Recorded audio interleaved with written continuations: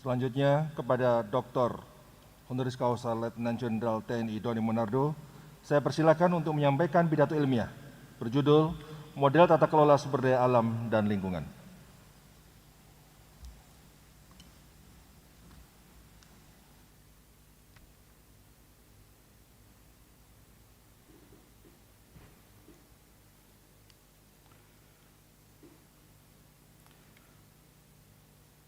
Bismillahirrahmanirrahim. Assalamualaikum warahmatullahi wabarakatuh. Salam sejahtera bagi kita semuanya. Om Swastiastu, Namo Buddhaya, salam kebajikan. Yang terhormat Ketua, Sekretaris, dan anggota Majelis Wali Amanat IPB University. Yang terhormat Ketua, Sekretaris, dan anggota Senat Akademik IPB University. Yang terhormat Ketua, Sekretaris, dan anggota Dewan Guru Besar IPB University. Yang terhormat Rektor dan Wakil Rektor IPB University. Yang terhormat Dekan, para Wakil Dekan di lingkungan IPB University. Yang terhormat Bapak Menko PMK Profesor Muhadjir Effendi. Yang saya hormati Wakil Menteri LHK Bapak Aludohong. Yang saya hormati para pimpinan daerah, provinsi, dan kabupaten kota. Yang saya hormati para pakar, para peneliti, dan para akademisi. Yang saya banggakan keluarga besar BNPB dan BPBD, para kolega, sahabat, relawan, pegiat lingkungan, dan teman-teman media yang mengikuti orasi melalui Zoom dan video streaming. Sidang terbuka IPB University yang saya muliakan. Di pagi yang sejuk ini, izinkan saya menyampaikan orasi ilmiah dalam rangka penganugerahan gelar doktor kehormatan di bidang ilmu pengelolaan sumber daya alam dan lingkungan dengan judul Model Tata Kelola Sumber Daya Alam dan Lingkungan.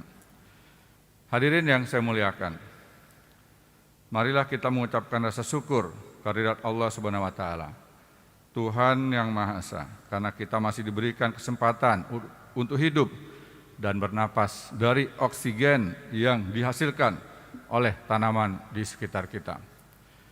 Pengalaman bertahun-tahun berlatih di hutan dan penugasan operasi militer di beberapa daerah membuat saya mengenali banyak jenis tanaman, sehingga saya berkomitmen untuk menanam, merawat, dan melestarikan tanaman dimanapun saya berada. Dimulai dengan menanam pohon di asrama Brigif Para Raider 3 Tribudi Sakti Kostrat yang tandus di Karyango, Sulawesi Selatan, yang merupakan sumbangan dari almarhum Andi Tendri Onegapa, pimpinan Panin Peduli Makassar. Dilanjutkan dengan pembibitan terang besi, serta menanamnya di banyak tempat di Sulawesi Selatan, termasuk di lapangan Karebosi dan Bandara Sultan Hasanuddin. Berkomitmen untuk melanjutkan program ini dengan mencanangkan slogan yang terpampang di kebun bibit Brigif Para Raider 3 Tribudi Sakti Karyango pada tahun 2008. Dari Karyango ikut hijaukan Indonesia. Setelah pindah ke Pas Pampres di Jakarta, komitmen itu saya buktikan dengan membuat kebun bibit terang besi di Cikias akhir November 2008.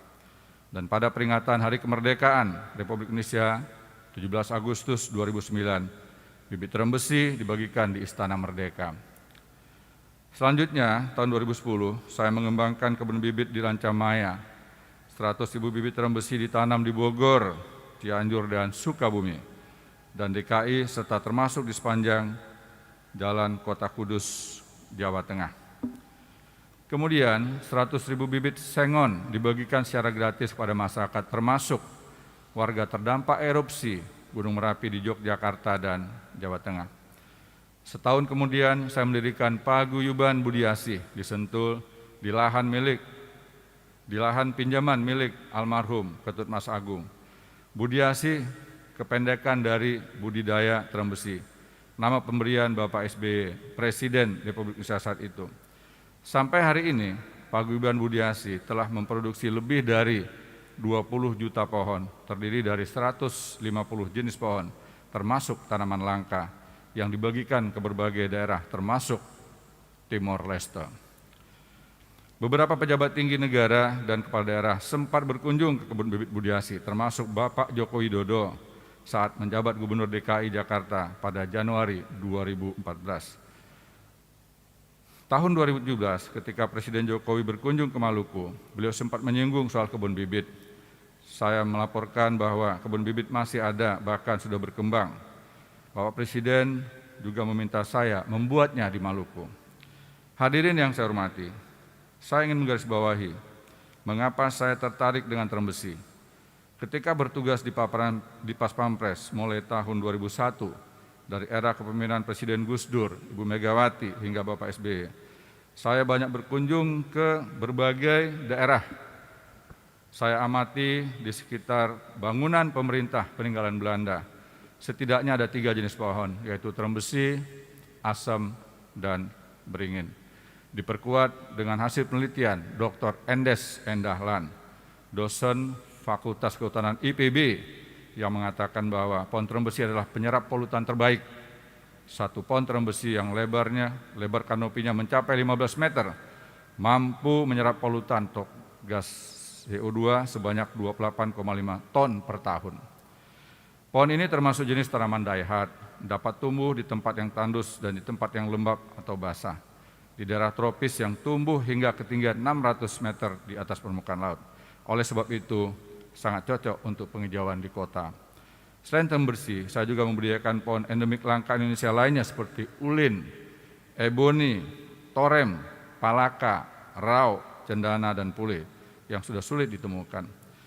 Pohon palaka saya jumpai di Maluku, usia pohonnya sekitar 400 tahun, dan keliling banir sekitar 30 rentang tangan orang dewasa, dan ketinggiannya mencapai 40 meter. Demikian juga pule, saya temukan di markas Lantamal, Ambon. Diameter batangnya lebih dari 3 meter, dengan ketinggian sekitar 30 meter. Pohon ini mungkin menjadi salah satu saksi sejarah kejadian gempa dan tsunami yang melanda Ambon pada tahun 1674 sesuai dengan tulisan Rumpius. Berkat pengetahuan tentang tanaman, saya banyak terbantu ketika ditugaskan sebagai Kepala BNPB untuk mitigasi daerah longsor dengan kemiringan lereng di atas 30 derajat, bisa menanam beberapa jenis pohon berakar kuat seperti sukun, aren, alpokat, dan kopi. Untuk lahan rawan longsor dengan kemiringan yang lebih curam, bisa ditanam vetiver atau akar wangi. Untuk menghindari kerusakan akibat kebakaran hutan dan lahan, bisa menanam pohon laban, sagu, dan aren. Untuk mereduksi dampak tsunami, bisa menanam pohon palaka, beringin, butun, nyamplung, bakau, waru, jabon, ketapang, dan cemara udang yang memiliki akar yang kuat. Artinya, ada banyak jenis vegetasi di tanah air, bila dimanfaatkan secara maksimal, dapat mengurangi risiko timbulnya korban jiwa ketika terjadi bencana. Mitigasi berbasis ekosistem harus menjadi strategi utama kita dalam menghadapi potensi bencana. Mengingat Bank Dunia menyebutkan bahwa Indonesia adalah salah satu dari 35 negara dengan tingkat risiko ancaman bencana tertinggi di dunia.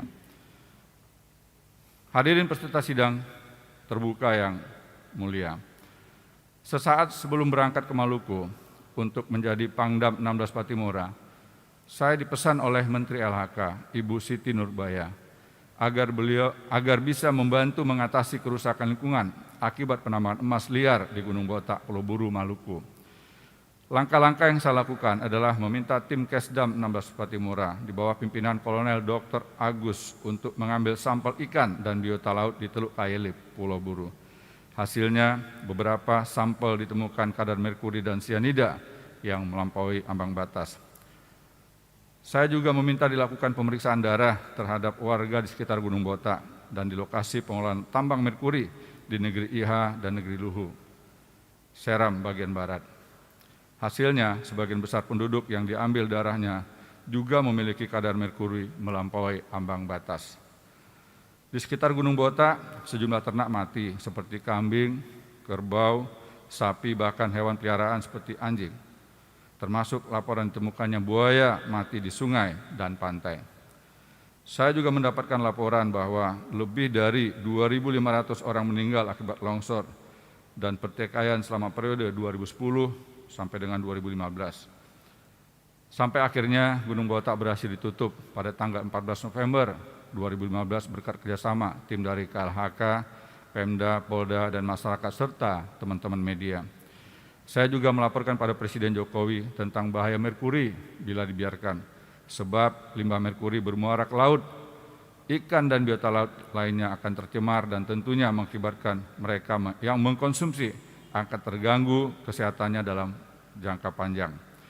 Bulan Agustus 2017 atas permintaan Menteri LHK dan atas izin Panglima TNI, saya diundang mengikuti rapat di Komisi 7 DPR RI yang membahas RUU pengesahan Minamata Convention on Mercury.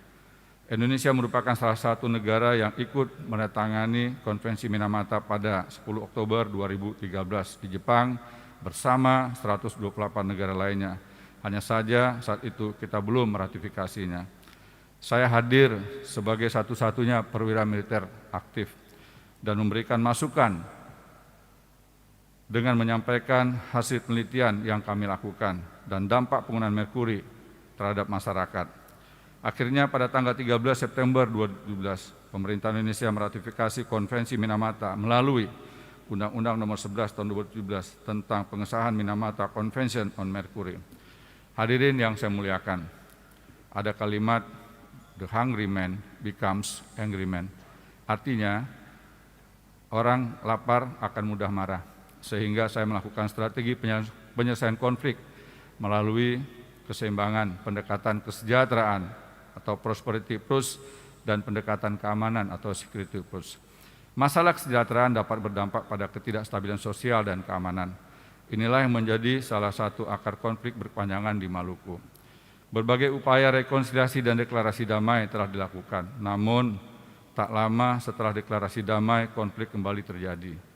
Program Mas Biru dan Mas Hijau merupakan upaya memangkas ketimpangan sosial, sehingga berhasil merajut kembali tali persaudaraan Pela dan Gandong yang akhirnya melahirkan emas putih, yaitu kerukunan, perdamaian, dan toleransi.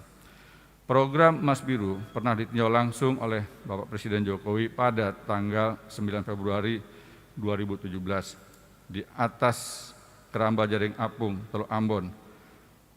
Beliau bertanya, "Untuk apa ini Pak Doni?" Saya jelaskan bahwa keramba-keramba ini adalah alat bagi kami prajurit TNI untuk menyelesaikan konflik. Presiden mengatakan ini yang benar sampai 3 kali. Sidang terbuka IPB University yang terhormat. Setelah dilantik sebagai Pangdam 3 Siliwangi tanggal 16 November 2017, saya menerima banyak laporan tentang Citarum sebagai sungai terkotor di dunia. Ketika pertama kali memberikan pengarahan kepada staf di Makodam 3 Siliwangi, saya sampaikan tentang nama besar Siliwangi di berbagai palagan penugasan, baik di dalam maupun luar negeri. Sayang sekali jika nama besar itu hilang karena kita saat ini kurang peduli atas persoalan yang ada di depan mata, yaitu Citarum sebagai sungai terkotor di dunia. Salah satu 8 wajib TNI memuat isi menjadi contoh dan mempelopori usaha-usaha untuk mengatasi kesulitan rakyat sekelilingnya. Saya katakan bahwa pada seragam yang kita kenakan ada simbol harimau atau maung. Jangan sampai karena kita tidak berbuat sesuatu, maung Siliwangi berubah menjadi meong Siliwangi. Inilah yang membuat prajurit terbakar dan mendidih darahnya untuk bisa memberikan dharma bakti terbaik dalam rangka membantu masyarakat di Jawa Barat. Kodam 3 Siliwangi bersama dengan tim Kemenko Marves dan Pemprov Jabar serta Polda Jabar di bawah bimbingan Menko Marves, Bapak Jenderal TNI Purnawirawan Luhut Binsar Panjaitan, berkumpul menghimpun masukan dari segenap masyarakat, tokoh agama, budayawan, relawan, pegiat lingkungan, para pakar, dan akademisi, bahkan media. Tiada hari libur. Setiap hari kami memikirkan strategi menuntaskan masalah kerusakan ekosistem Citarum. Nama Citarum harum dan strategi penanganannya saya usulkan kepada Gubernur Jabar saat itu, yaitu Bapak Ahmad Herawan. Dalam perjalanan dari pendopo gubernur menuju Waduk Jati Gede pada tanggal 28 November 2017, saya juga melaporkan pada Bapak Presiden Jokowi tentang Citarum pada tanggal 4 Desember 2017. Presiden bertanya apa yang dibutuhkan. Saya menjawab, perlunya payung hukum agar TNI bisa tetap membantu memulihkan Citarum. Akhirnya, konsep regulasi yang dimotori oleh Dr. Dini Dewi yang didukung penuh oleh tim hukum Sekretariat Negara terbit melalui Perpres nomor 15 tahun 2018 tanggal 15 Maret 2018. Kurang dari sebulan setelah Presiden Jokowi mendeklarasikan program Citarum Harum pada tanggal 22 Februari 2018 di Situ Cisanti, salah satu mata air purba di Jawa Barat. Proses penuntasan Citarum diawali dengan pemeriksaan sampel air yang dipimpin oleh Kakesdam 3 Siliwangi, Kolonel Dr. Ispriyadi, yang hasilnya Citarum mengandung banyak logam berat seperti halnya timba dan kadmium, serta bakteri Salmonella, E. coli, dan Pseudomonas aeruginosa. Sayang, Dr. Ispriyadi telah wafat tahun lalu meninggalkan jasa abadi bagi pemulihan Sungai Citarum. Saya juga menugaskan 20 orang kolonel untuk mendata permasalahan dari hulu hingga hilir sekaligus meminta masukan dari masyarakat bagaimana solusinya. Saya terinspirasi oleh Lao Tse, seorang filsuf Cina yang hidup semasa era Sun Tzu 500 tahun sebelum Masehi. Salah satu kutipan yang saya ingat adalah, temuilah rakyatmu, hidup dan berkaryalah bersama mereka. Mulailah dari apa yang mereka miliki, bangun rencana dari apa yang mereka ketahui sampai akhirnya pekerjaan itu selesai. Mereka akan mengatakan, kami telah mengerjakannya. Selaras dengan ciri-ciri prajurit Siliwangi yang dekat dengan rakyat, ada istilah pasbatur. Istilah ini menjadi modal saya untuk menyampaikan kepada prajurit bahwa kalau kita mau benahi Citarum, maka yang pertama dilakukan adalah mendekati masyarakat untuk mengubah perilaku, sehingga para prajurit menginap dan tinggal di rumah-rumah penduduk, mengembalikan budaya luhur orang Sunda yang peduli sumber air, sehingga nama sungai diberi awalan Ci yang berarti air, termasuk penghargaan terhadap pohon besar dengan memberi awalan Ki seperti Ki Hujan, Ki Gilia, Ki Sere, Ki Mani'i, dan Ki Tamblek atau Baobab. Air adalah sumber kehidupan, sungai adalah peradaban bangsa. Bagaimana kita bisa dianggap sebagai bangsa yang beradab manakala mata air kita musnahkan dan sungai kita cemari? Saya juga mendapat kunjungan dan dukungan dari mantan Menteri Lingkungan Hidup dan Kehutanan, Bapak Sarwono Kussumatmaja dan Ibu Erna Baitular, dan tokoh nasional Bapak Kuntoro Mangkusubroto yang pernah ditugaskan untuk memulihkan Citarum oleh Institut Teknologi Bandung. Saya juga menjumpai Menristek Dikti Bapak Muhammad Nasir untuk memberikan masukan tentang pentingnya perguruan tinggi di Jabar melakukan KKN di Das Citarum, sehingga Menristek Dikti mencanangkan program KKN tematik di Citarum. Saya juga berkesempatan bertemu dengan Ibu Megawati, Presiden RI yang kelima, sebelum beliau menerima penghargaan Dr. Honoris Causa di STPDN. Saya melaporkan tentang pemulihan Citarum. Sungai Citarum yang berasal dari nama pohon tarum, akan tetapi pohon tarum sudah tidak ada lagi di sepanjang Sungai Citarum. Sampai akhirnya Paguyuban Budiasi menemukan pembibitan tarum di Banyumas. Saya menerima masukan dan arahan dari Ibu Megawati tentang pentingnya pendekatan budaya dalam menyelesaikan masalah lingkungan. Berkat kolaborasi para pihak, inilah kualitas air Citarum terus membaik. Bahkan laporan harian Kompas menyebutkan bahwa ikan-ikan lokal yang sempat hilang mulai muncul di Jatiluhur. Peserta sidang terbuka yang saya muliakan, dalam konteks religius, umat Islam tidak hanya diwajibkan menjaga hubungan dengan Allah Subhanahu wa taala, hablum minallah, dan hubungan sesama manusia, hablum minannas, tetapi juga hubungan dengan alam, hablul minal alam. Suatu ketika saya pernah dikunjungi oleh beberapa ahli hukum untuk silaturahmi. Pada kesempatan itu sambil bergurau saya mengatakan, TNI kerap diidentikan dengan pelanggaran HAM pada masa lalu. Lantas saya bertanya, jika terjadi pelanggaran terhadap hak asasi sungai, hak asasi pohon, siapa yang bertanggung jawab? Dalam pemikiran saya, merawat bangsa tidak hanya mengedepankan prinsip demokrasi atau kedaulatan lingkungan, tetapi juga harus mengedepankan prinsip ekokrasi, kedaulatan lingkungan. Ulangi, tidak hanya mengedepankan prinsip demokrasi, kedaulatan rakyat, tetapi juga harus mengedepankan prinsip ekokrasi, kedaulatan lingkungan. Hadirin yang saya muliakan, mengakhiri orasi, izinkan saya mengucapkan terima kasih kepada tim promotor yang terdiri dari Profesor Anas M. Fauzi, Dekan Sekolah Pascasarjana, Profesor Hadi Susilo Arifin, Profesor Widiat Maka, Profesor M.H. Bintoro, dan Dr. Suryo Adiwibowo yang telah mengusulkan pemberian gelar doktor kehormatan kepada Rektor IPB University. Dari lubuk hati yang terdalam, izinkan saya juga menyampaikan ucapan terima kasih dan penghargaan kepada Rektor IPB University, Profesor Arif Satria, Majelis Wali Amanat, Senat Akademik, Dewan Guru Besar IPB University yang telah menganugerahi saya doktor kehormatan dan memfasilitasi saya melaksanakan orasi ilmiah ini. Saya akan mempertanggungjawabkan penghargaan dan kepercayaan yang diberikan oleh IPB University.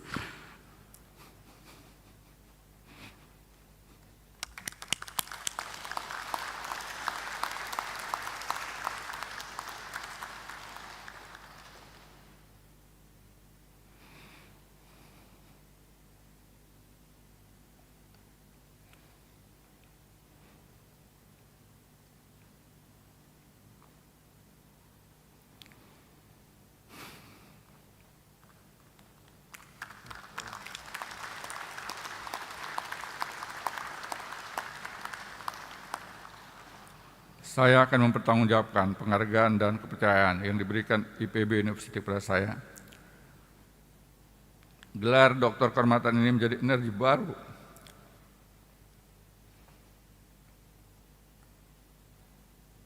bagi saya untuk terus konsisten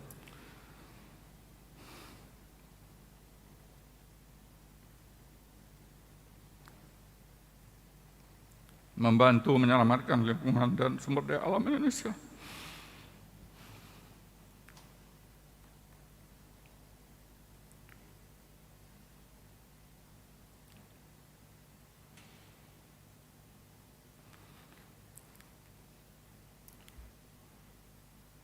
Terima kasih juga kepada Profesor Tunteja Idawadi, almarhum Profesor Idawadi Jamaran, Dr. Kaswanto, Saudari Vivi Gus Dwianti, PSD, Bapak Setiardi Pratika Mulia, MSI, Saudara EN, Erawan Putra, Egy Masadia, Abdul Muhari, PSD, Kolonel Budi Irawan, Kolonel Hasim Lal Hakim, Saudara Deni Wewengkang, Saudara Yuan Subrata, Saudara Wayan Budi Sutomo, Haji Saleh dan teman-teman Paguyuban Budiasi atas waktu dan tenaganya membantu mengumpulkan semua bukti untuk mendukung dokumen usulan penganugerahan Dr. Honoris Causa pada saya.